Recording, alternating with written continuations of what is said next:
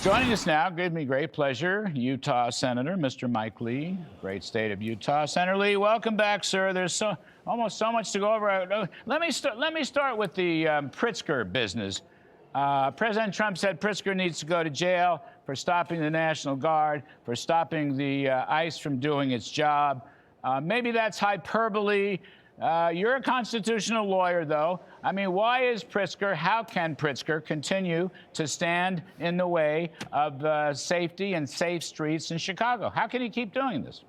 Well, he certainly shouldn't. Chicago is a place that is beset by crime, a lot of it violent crime. What President Trump is trying to do is restore law and order, to make sure that our laws, in particular our federal laws, are enforced and that our citizens don't have to live in chaos, not in Chicago, not elsewhere. So if Pritzker thinks that's a bad thing, it begs the question, why? Why on earth would you oppose that? It's not pretty, and I think he's going to have to answer to a lot of people, including his own voters, as to why he would rather keep out National Guard presence or any federal law enforcement presence that could make people in Illinois more safe. And Senator, I think he goes out of his way to use very inflammatory language. You know, and I guess I refer to this sometimes as the Charlie Kirk problem, because inflammatory language leads to violence. Right. And we've seen that again and again, tragically, okay? And here he goes again. It's just saying any darn thing that seems to come into his head. I mean, what do you do about that? Well, look, free speech is a thing. It's protected by the First Amendment, but there's also a lot of responsibility that comes with that. And I think he ought to measure his words with the knowledge of things like the Charlie Kirk assassination from a few weeks ago, and things like this NPR PBS Marist poll that came out in the last week or two, indicating that most leftists in America now think it's morally justifiable to assassinate President Trump. This is very, very discouraging. This paints a very dark future for what could happen in America. And so I would just encourage him to temper his remarks with that in mind. So then there's the other story circulating around, broke out yesterday, under the phony special counsel Jack Smith. The Biden FBI actually surveyed a bunch of Republican senators, I think 8 of them at last count, maybe there were more. I don't know what it was, surveillance, digital tapping, wiretapping, phone tapping, I'm not sure. We had Senator Blackburn on, she was not sure either. I don't know whether you're in that group. Were you in that group that was covered by the surveillance? I was not listed in that group. What they have said, what we know about, suggests that at a minimum, they were collecting telephone metadata, meaning information about who they called, who called them, when they talked, how long they talked, and where they were at the time the call was made. Now, from that, a group of Stanford research assistants a decade or so ago used that kind of telephone metadata and ran an experiment showing that if they can do that for a little while, they can tell a lot about someone. They can tell their age, they can tell their sex, their likely religious affiliation, their political affiliation, what they do for a living, what health conditions they suffer from, what medications they might take. There is all kinds of private information that can be gleaned from this bulk telephone metadata. So the idea that the intrusion on the privacy of these individual Republican senators is anything but significant is itself laughable. It also shows remarkably bad judgment. Meanwhile, they continue to defend it by saying, well, we were just looking to see what we might be able to find. I think that's Democrat code for we were casting a broad net, we were trolling widely to see what we could find about our political enemies. This is part and parcel with what we saw out of the Biden administration over and over again. A politically weaponized administration that had focused itself unduly on harming political opponents of President Biden. This is unforgivable. This has occurred during the previous administration to an unprecedented degree, and it's tragic. Yeah, well, I haven't heard any Democrats, stand up and criticize it. I haven't heard them say a peep.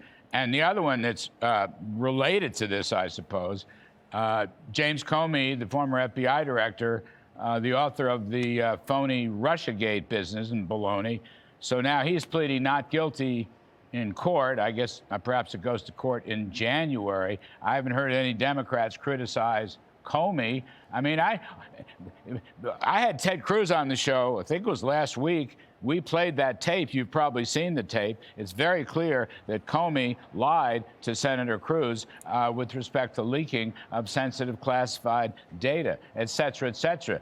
You know more about this than I do. The point is, nobody stands up. The Democratic Party has nobody that stands up to these things. And that's why I say shame on the Democrats. I don't like to be overly partisan, okay? I'd rather go back, I don't know, 25 or 30 years with Bill Clinton and Democrats in Congress, Sam Nunn, people like that, where you could make a decent deal, okay?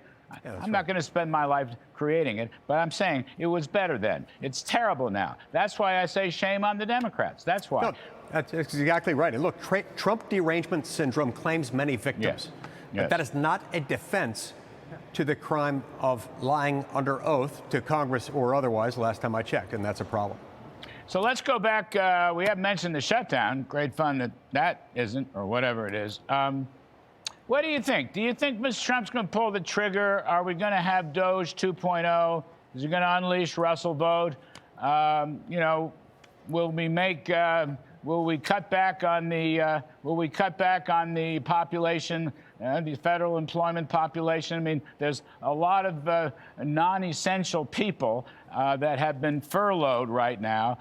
One of my points in the last week or two is, if you've got non-essential, why don't we make them non-essential permanently, for heaven's sakes? If they're non-essential, I'm not here to attack them. I might give them a nice severance payout, all right? It's not personal, Lord knows. I think they'd make a great contribution to the private sector. But if you're non-essential, you're non-essential, Senator. I was kind of waiting for President Trump to pull the trigger. Do you think he will? I do. Look, the American people are very fortunate to have President Trump representing them in the Oval Office right now. President Trump, in turn, is very fortunate to have Russ Vogt, his OMB director, who, as I've said in the past, has been preparing for this moment since puberty. Russ Vogt knows the law, knows the protocols inside the U.S. government backwards and forwards, and has been studying this stuff since he was about 12. So when we hit an inflection point like this one, where Democrats are refusing to fund anything in government unless we give them everything they want in government, including ongoing limitless funding of government-paid health care for illegal aliens, among other things.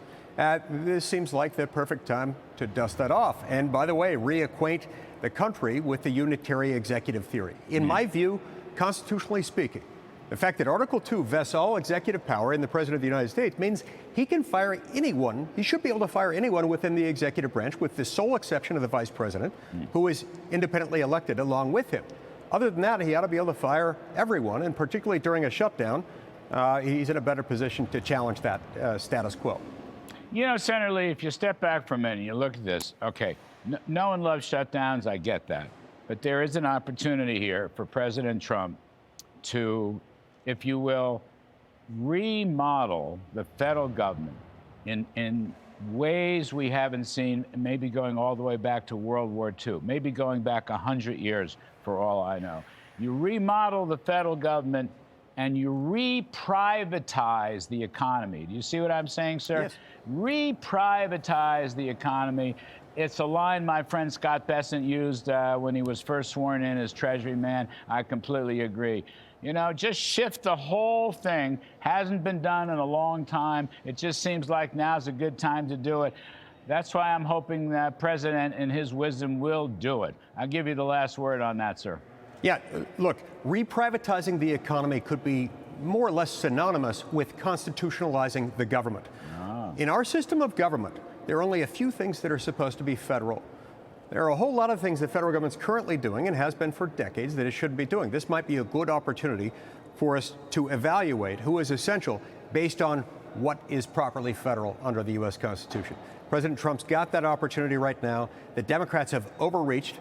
They've gotten way ahead of their skis on this, and it's not going to end well for them. The good news is it is going to end well for the American people, who are suffering under the yoke of a federal government that spends too much money. It's too expensive for the people. It costs along too many expenses, not just taxes, but also inflationary pressures, regulatory burdens that are adding probably $3 or $4 trillion to what Americans have to spend every year just to survive. It's one of the many reasons why a dollar today buys 1/8 of what it could buy the year I was born in 1971. That's something to think about, and that's something we ought to focus on right now. All right. Well, Senator Lee, we need your voice, sir. We need your voice and your wisdom, so please don't let up. We appreciate it very, very much.